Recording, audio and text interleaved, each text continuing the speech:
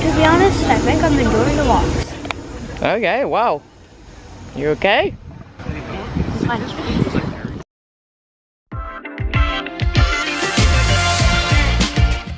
So the second half of our walk starts in the financial district.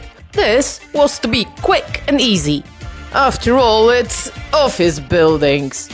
But, as it tends to happen to us, it turned out anything but. There was wonder and sadness and excitement. Well, my style, so don't hold your breath. Anyway.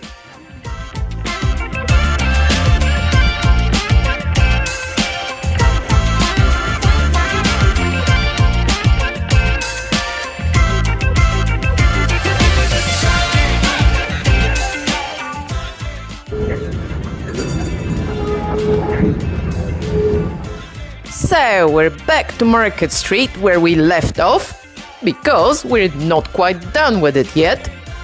And let me start with the tale of wonder. Well, the wonder is that so much survives. A lot has been replaced in a more or less fortunate fashion. Some of the replacements, in a certain light at a certain angle, even deserve a second look. However, my survivors don't need special light or special angle. They stand out all day long, just like this. But, so that we're not aimlessly wandering between them, let me introduce today's first people. Walter Bliss and his friend and partner William Faville. They were prolific and private. I could not find one picture of Faville, so let their work speak for itself. And here is some of it, starting from the water. The 1917 Southern Pacific Building, then the 1923 Matson Building, next door to the Pacific Gas and Electric General Office Building. Not now, Mr. Brown. Bliss and Faville also designed this, the Savings Union Bank. This, the Bank of California.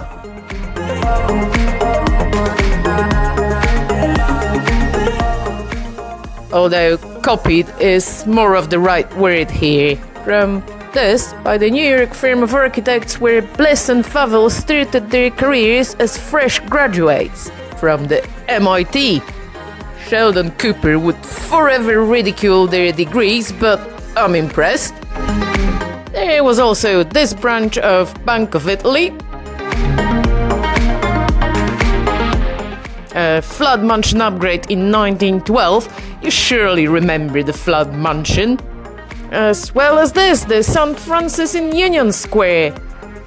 Their very first big job in San Francisco was the 1902 extension, which must have gone very well indeed, because after the earthquake in 1906, Templeton Crocker hired them to rebuild it completely. And this is Templeton. Sorry, various Crockers will be popping in and out for the next few minutes. Templeton was third generation, the employer of some of last week's people, Polk and Pfluger.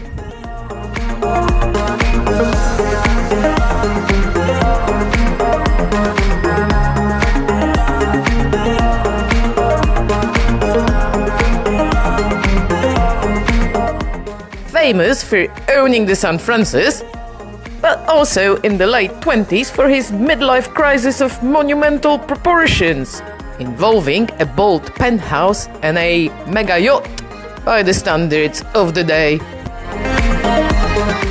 But let's get back to Bliss and Faville, and specifically the Southern Pacific Building here. Although, oh no, it is but another glimpse into the Crocker Empire, built on the Californian and transcontinental railway lines of the Southern Pacific and Central Pacific.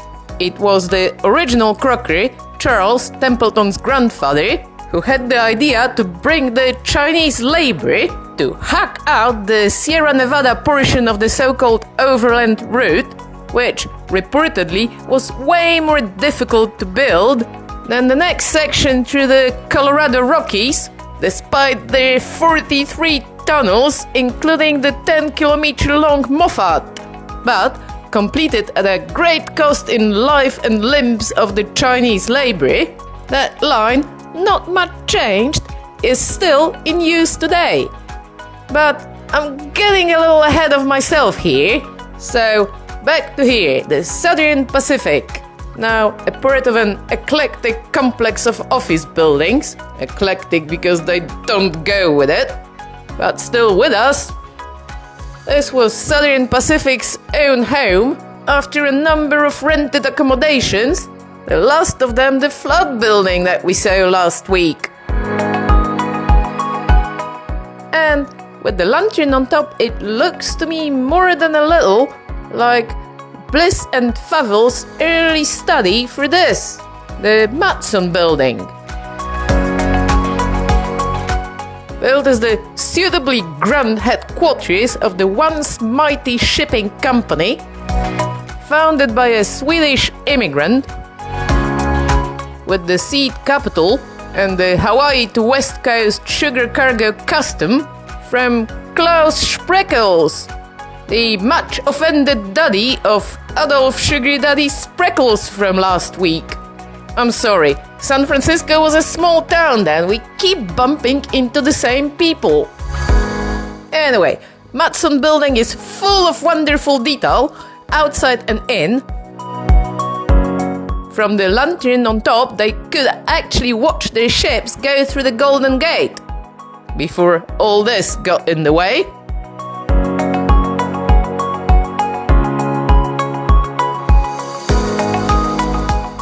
But having lost its luxury passenger traffic to the airlines, by 1960s Matson had to sell the building to the next door neighbor, the Pacific Gas and Electric Company. This one is the work of Arthur Brown Jr., whose 30 seconds of fame are coming, like Christmas. And so today, these look like two separate buildings, but it's actually one. The more flamboyant Matson features are still inside, I read, and if you're interested, here's a whole video just about this building by somebody else.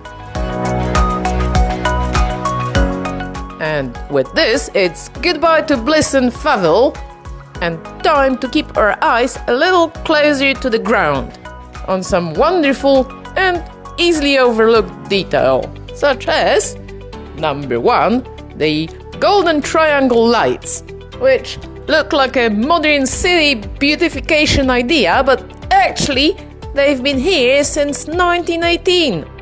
Then, cutting-edge electric arc lights, first tested during the 1915 Panama Exposition. They look great on their own and with any other landmark. And here, where Bush, Battery and First all come together at Market, is our number 2, the Mechanics Fountain, which, unveiled in 1901 by Mayor Phelan of the Phelan Building last week on another one of O'Farrell's sharp corners, was not a fountain for long. It was deeded to the city by James Donahue, a second-generation millionaire, in the memory of his father Peachy, who made the millions, mainly in ironworks and shipyards, pioneering steel-hull vessels, mainly for the military. There were also locomotives, and Donahue had a finger in the railroads and in the Pacific Gas and Electric, but let's not go there right now. There were no children, but Donahue's widow exhausted all possible legal means against the very expensive gift. She lost, however, and so this, a little scaled down from the initial design, did come into being for all of 5 years. Only the central statue survived the 1906 earthquake, and this is what's still here. Told you it was a waste of money, said widow Donahue. And speaking of wasting money, here is our number 3 close to the ground thing. This unassuming plaque to the first automatic payout slot machine, invented right here in a no longer existing building by another German in this story, I swear I'm not picking them out. Augustus Fay, aka Charles Fay from Bayern. Charles's machines were almost an instant smashing success, thousands sold. But as gambling was illegal in California, he could not get a patent. And so it was some Chicago copycats and the Nevada casinos that made milliards on them in the end. The house always wins. You do not, says Charles Fay. Right, and since we're here and looking at this, the 1929 Shell building, it's a good place to give his author, William Kehlam, patiently waiting here since last week, his 5 minutes in the spotlight. Kehlam came from Massachusetts, but no MIT for him, or no, he graduated from Harvard. And so it's not a surprise that the well-connected young man's first job in San Francisco was the construction of the new palace.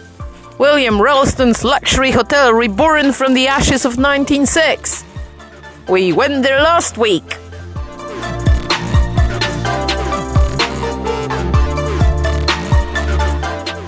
From this on, it was plain sailing. In 1915, Kehlam was the chief architect of the Panama Pacific Exposition, which made him the boss of Polk, Maybach, and some others.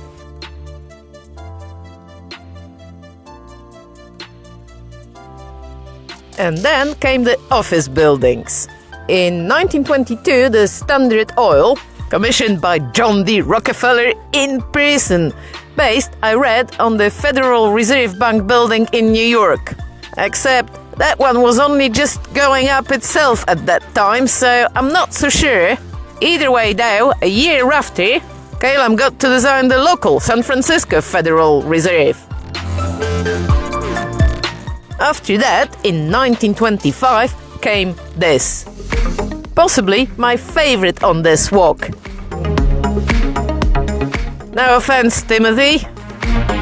So, Russ House, with a history strangely entwined with that of Hunter Dulin, a block closer to Market. Russ's first owner on record, Christian Russ, a Polish-German or a German-Pole, either way dear to my heart, arrived in 1847 like James Lick. Russ was a jeweler, and knowing about gold and silver was a good skill to have in San Francisco right then. He also had a head for business. Soon the humble family cabin mushroomed into a rooming house and some 40 cottages for rent for the miners. And before you know it, Russ Jr., by now Russ, operated one of the largest hotels in town, as big as Lick House, if the tone of the place and the prices were lower. $3 a night to Lick's $5. Both hotels perished in 1906 and were replaced in the 1920s with distinctive office high-rise. Kehlam's Russ Building, exactly 100 this September, went up at the stupendous pace of just over a year and took the title of the tallest building in the city from Kehlam's own Standard Oil. It had a gymnasium on top, a women's club, a legal library, a Barbary's, as well as the first ever multi-story car park incorporated into the structure. It was the best address in town, which of course did not last because such things never do, but I do like the extremely well-made fake medieval.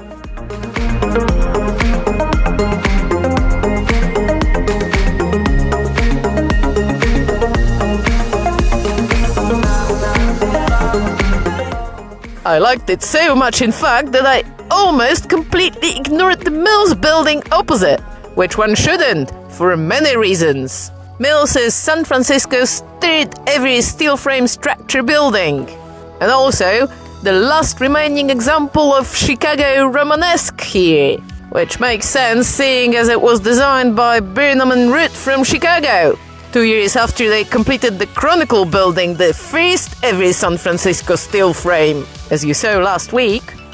These two were the yardsticks against which our other heroes of newspaper rose stories measured themselves.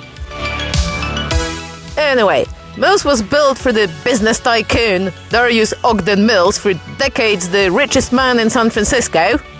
and once upon a time CEO of the Bank of California, who bailed it out with his own money after the 1875 crash that cost William Ralston, the bank, the Palace Hotel and his life.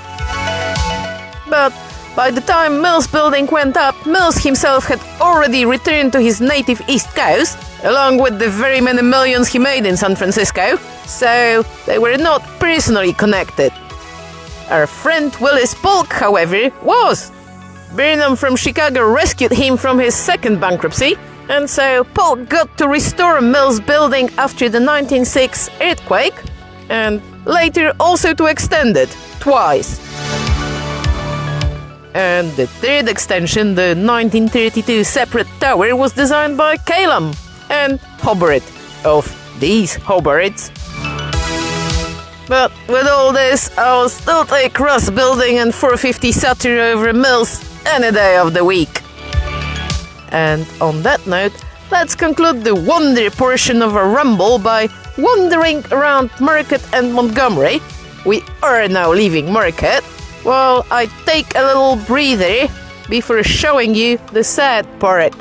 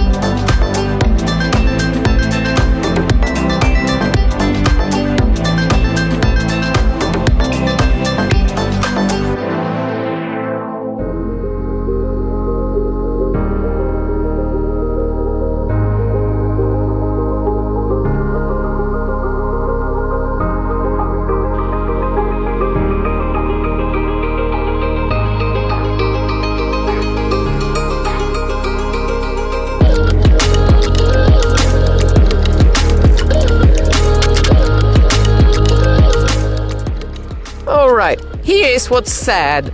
It's sad when beautiful buildings get demolished for no good reason other than greed. But when they leave some mangled remains just to taunt you, it becomes unbearable. Like here, on the site of the former Alaska Commercial Building.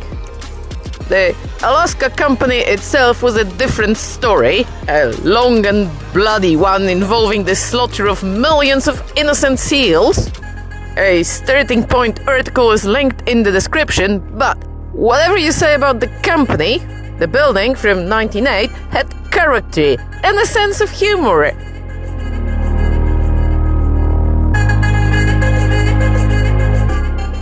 To demolish it to replace with this bordered on crime. But to decorate the wall with the few remaining walruses is honestly perversion. But this is nothing compared to this. You see, many banks in the financial districts were built with just the ground floor, like this one. Or this one, by the very sad Albert Pisses, whom we're leaving out entirely.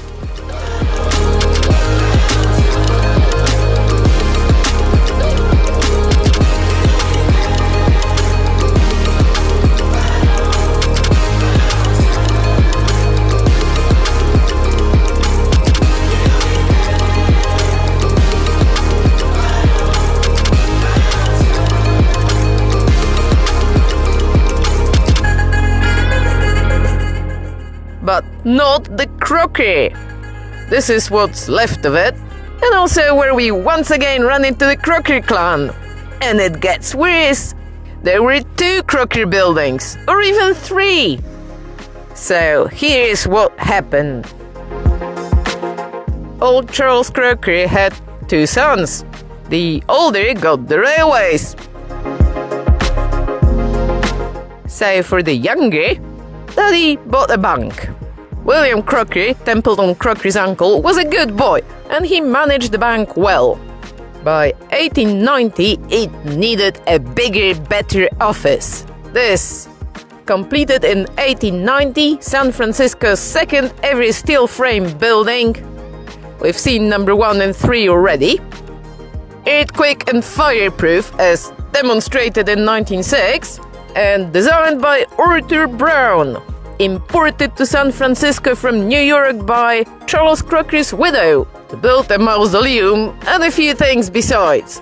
A little morbid and also prophetic, but we'll get back to this. At that time, Willis Polk was a junior partner in Brown's firm, rescued by Brown after his first bankruptcy, and he is the link. In 1908, he got to design the second Crocker, not a Crocker to begin with, and in 1920 maybe also the third one. Polk usually faced his office buildings with glossy terracotta, but in the case of Crocker too, he decided to work in sandstone. Bad decision. By 1950s, that was raining down on the street below. So in 1962, Polk and Pfluger both being dead at that point, Timothy Pfluger's younger brother got to reface it in terracotta.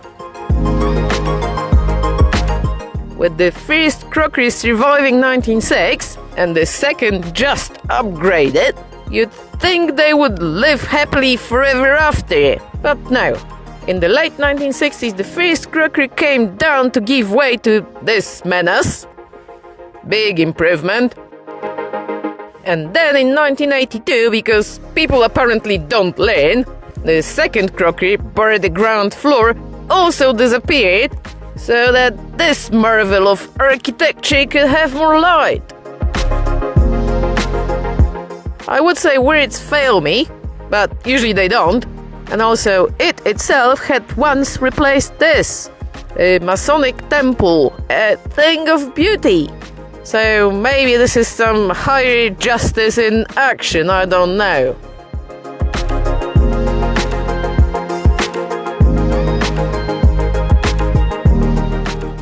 Whatever the answer, it's time to move on, because the street now feels soft and sandy underfoot.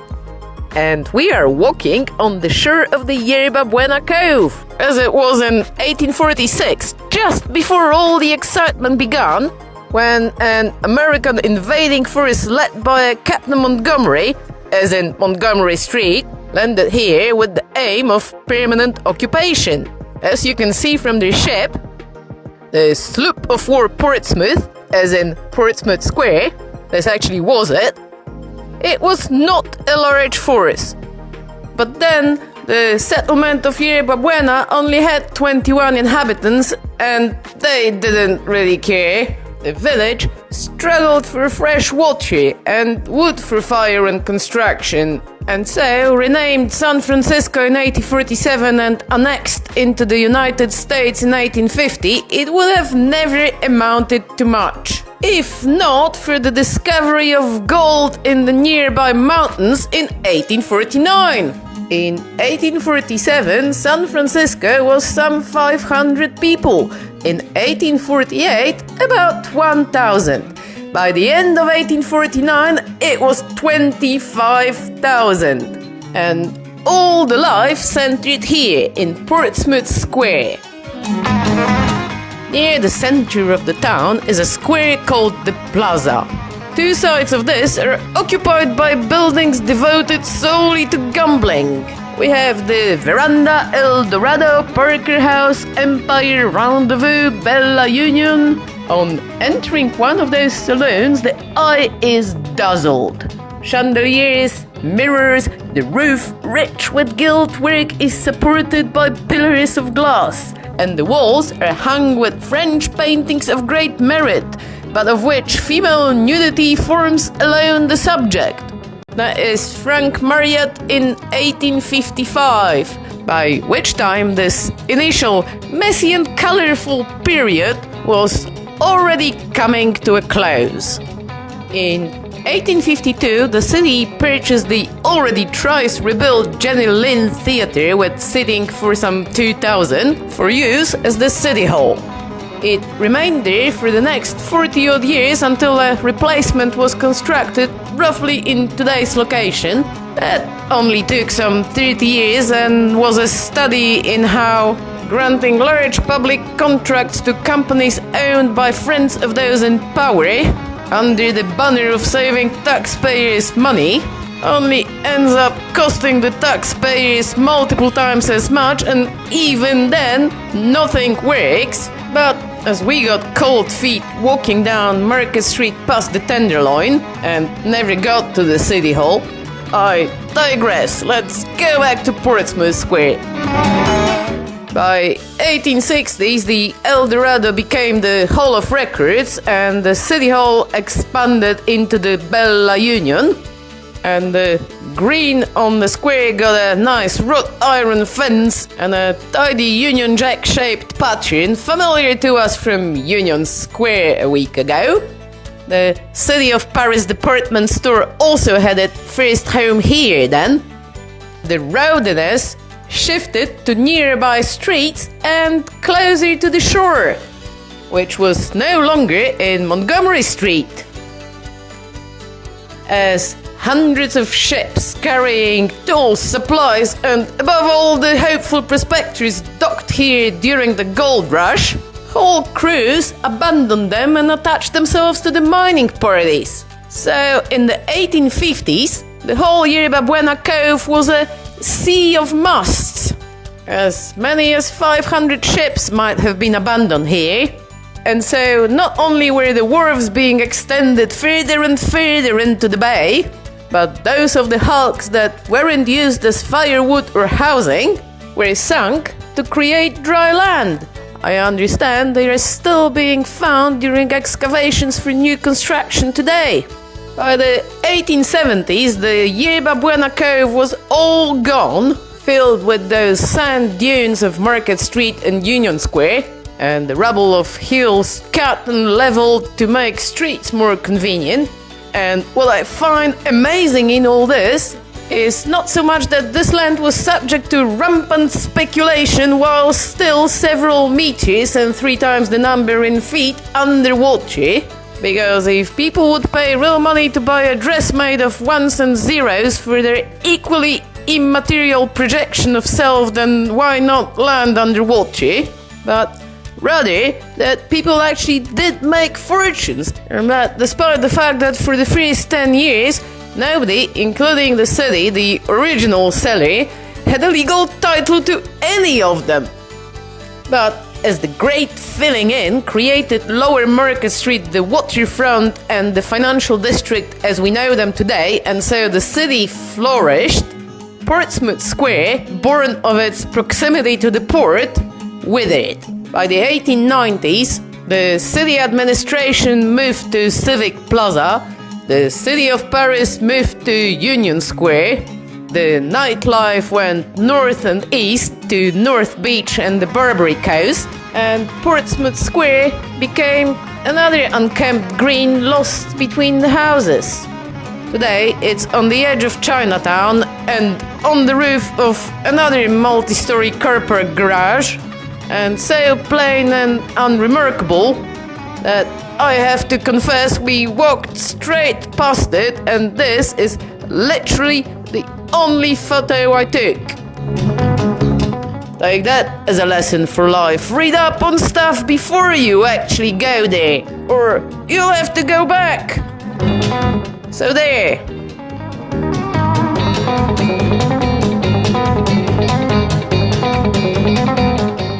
So, outside of Chinatown, these few streets, the Commercial Street and the 700 and 800 blocks of Montgomery, is all that remains of that first San Francisco of gold rush. The muddy, dirty, dangerous city in which fortunes were made and lost every day.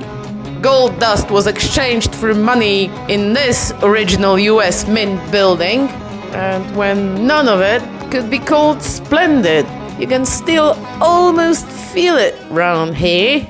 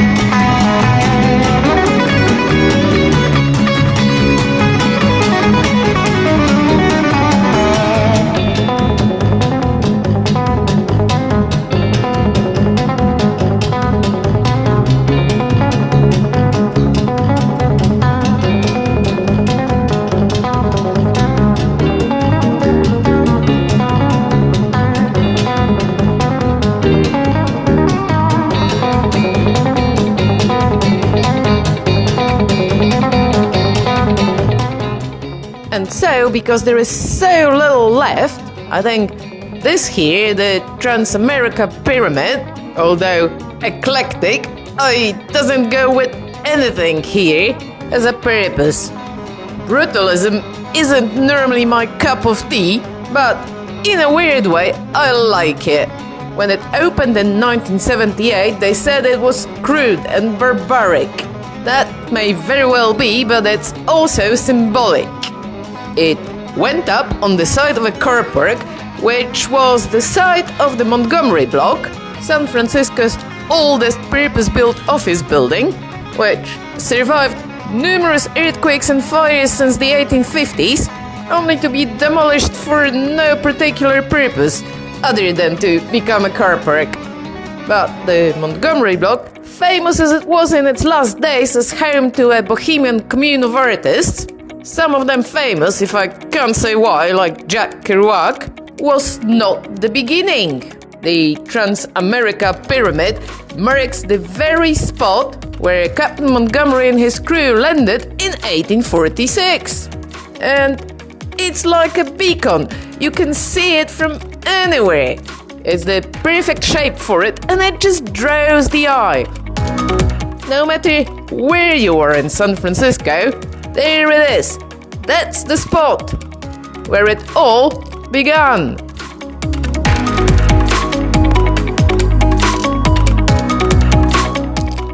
And on that note, we shall wade, paddle or swim through the former Yerba Buena Cove to where the waterfront is today, past some memories of the glory days of the old financial district, and its highly reflective present.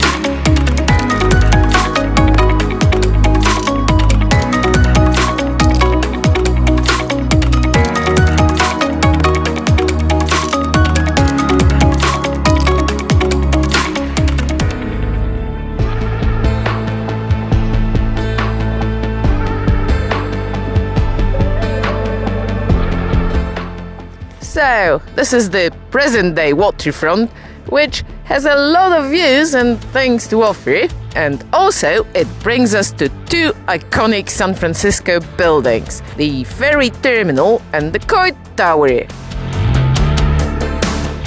Each of them the work of an architect called Arthur Brown, but they're two completely different Arthur Browns, unrelated to one another. The Ferry Terminal was designed by the older of the two Arthurs, Arthur Page Brown, the one imported from New York by widow Crocker to work for family and friends. Sorry, I could not find a reliable likeness. Not many of his buildings survive, but the Ferry Terminal opened in 1898 does. Now, that was a close one.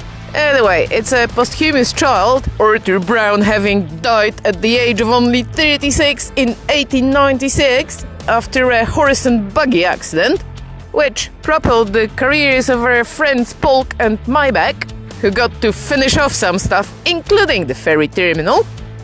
And it was, up until they bridged the bay in 1930s and 40s, the second busiest passenger traffic terminal in the world, after Charing Cross in London.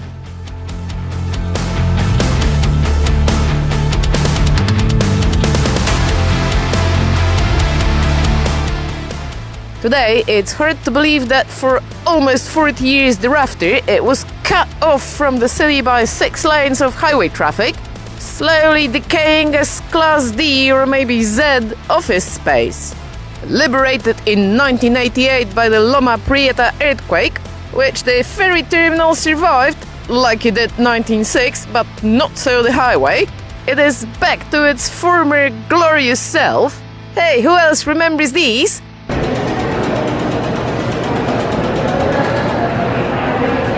Although, how long for I'm not sure, given that at least half of the tenants seem to be those whoever buys this stuff at these prices kind of shops.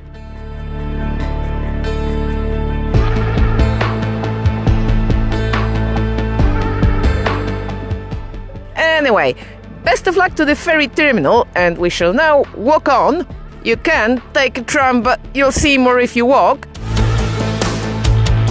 So we shall walk on past some warehouses and piers slightly younger than the terminal, with distinctly Hogwarts numbering on them.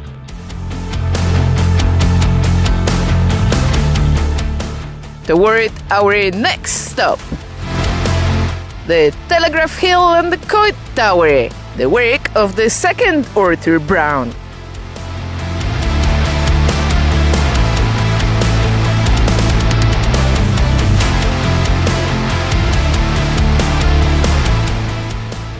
Built in the early 1930s, it every inch looks it, which I find a very pleasing aesthetics. It was meant to be an adornment, and it is! Paid for by an eccentric lover of the city and its fire brigades. There's an article in the description. But earlier on, this spot had a practical use.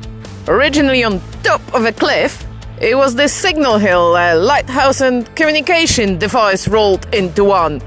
Replaced in the 1850s by a semaphore telegraph, and as fortunes were made and lost on the movement of its 2 arms, the city hung on its every movement for some 15 years, until it was replaced by a real telegraph station here in today's Pioneer Park.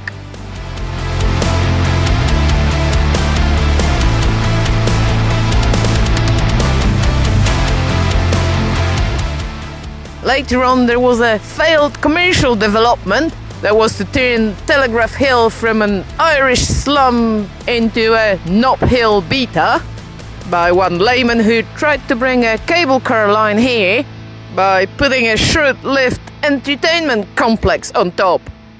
It didn't work. Anyways, you don't come here for the history, you come here for the view. The wonderful 360 view of San Francisco and the Bay.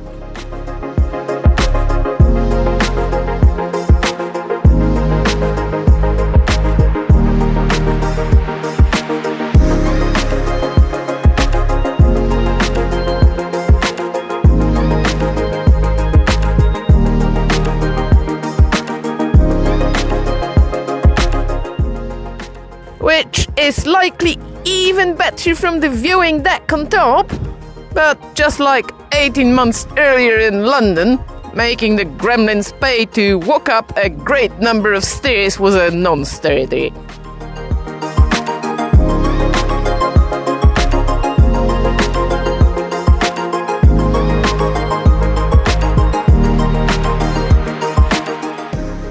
Even so, we saw plenty, and so will you, if you choose to walk instead of driving.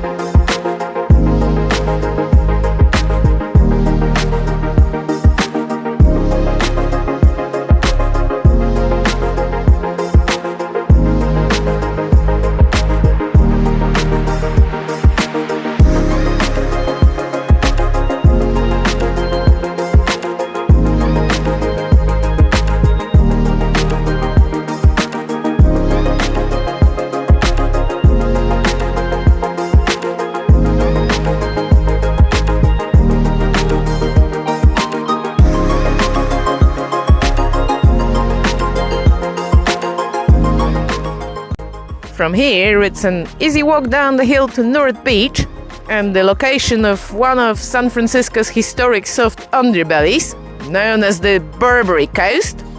And it's this area that looks like what you'd think all of San Francisco looks like if you've never been before. You know, the San Francisco of Emily Strange, Adrian Monk. And here are some of my favorite frames from this walk.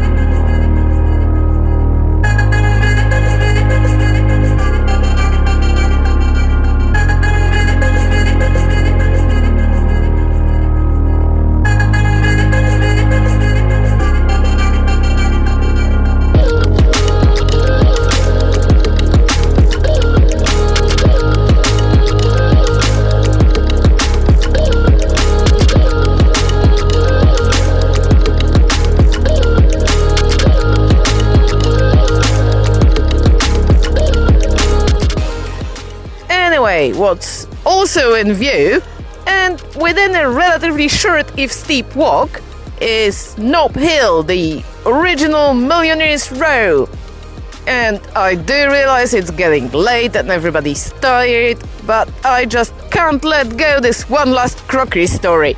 So here goes. As the city grew and got dirtier and busier and stinkier in the 1860s and 70s, those who had made their fortunes down in the bottom, like Charles Crocker and his three friends, who together formed the Big Four of railway millionaires of San Francisco, moved up here, above it all.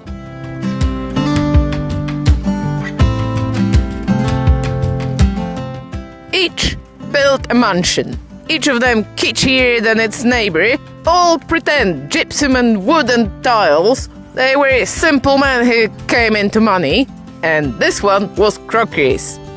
If the house was big enough, the garden was not for Charles Crocker, but his neighbor just wouldn't sell up. Crocker asked, then offered a bribe. No joy. So he built a 40-foot fence. It cut off the neighbor's daylight. It still didn't work, although the neighbor's widow sold to Crocker in the end years later. But it became a major tourist attraction in the 1880s. People trekked all the way just to see it. So his spite brought Crocker more fame than his contribution to transcontinental mobility, which is kind of sad.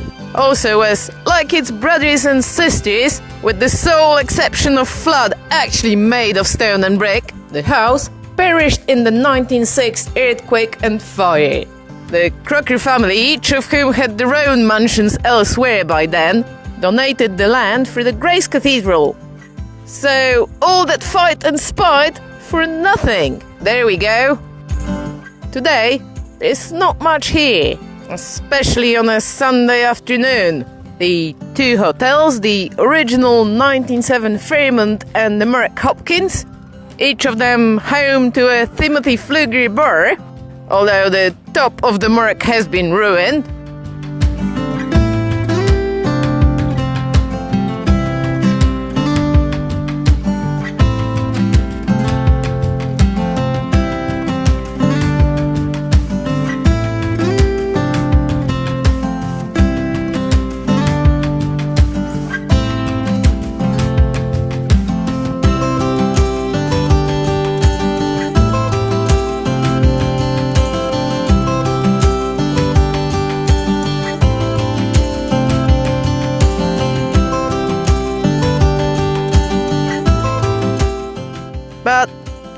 still here, and some wannabe fashion celebrities, unlikely heirs to all the socialites who once lived here. Right, back to North Beach.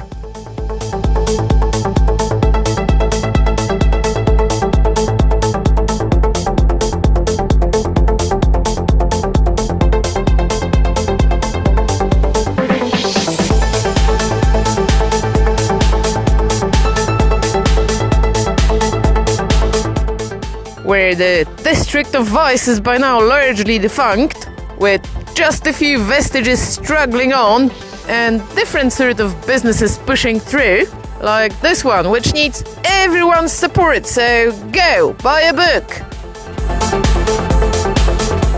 You'll be surprised! Unlimited battery time! It grows your brain, doesn't kill it, and it doesn't track what you read! Win, win, win!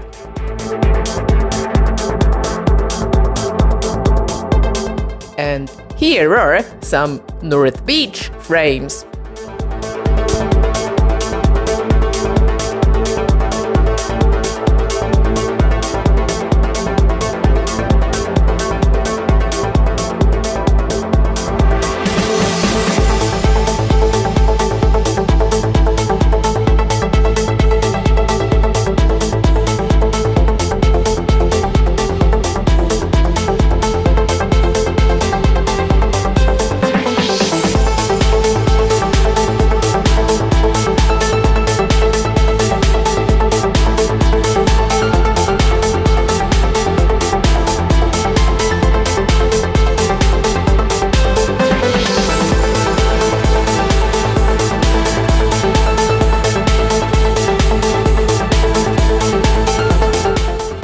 This is also where the Old Town / Financial District meets Chinatown, which, you'll be delighted to hear, will be our last stage.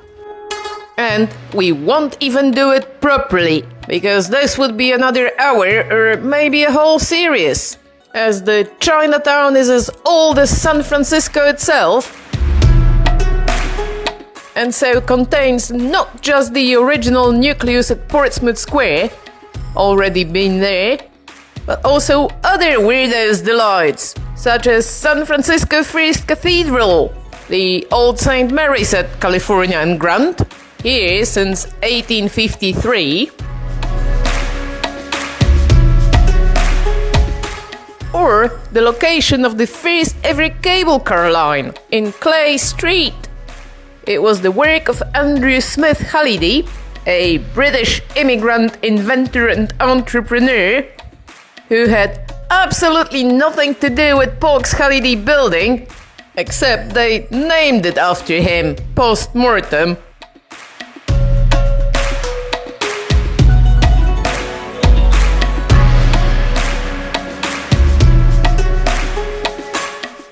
And also, for all its antiquity, Chinatown is a real-life theme park. Well, sort of, in that originally, yes, there were the lanterns and signage in Chinese and people dressed in their own fashion. But the buildings themselves were just like anywhere else within the city.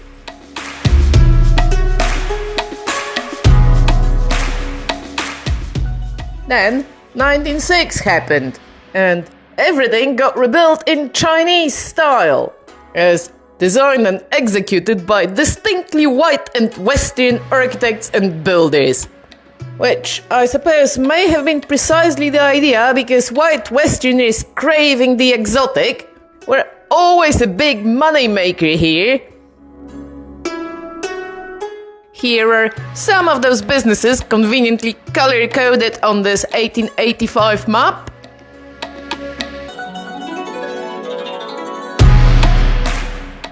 It had a wild period afterwards, the 20s, 30s, 50s, 60s, even 1980s. We could not see much now, maybe you need to look in right places. But in exchange, 120 years on, the theme park feels and smells like the real thing. Even if the main street ground seems very tourist-orientated. And after dark, it's magic. So let's just keep walking.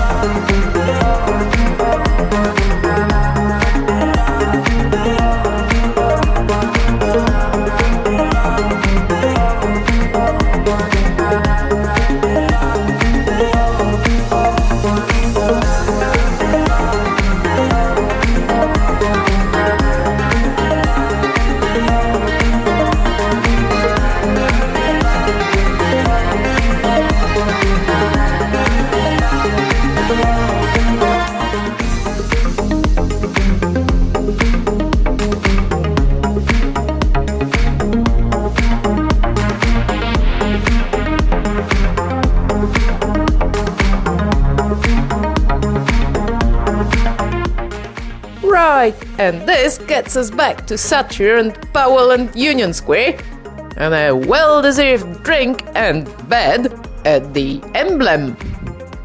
But that's next time. Oh, I need to sit down. Gremlin on the road.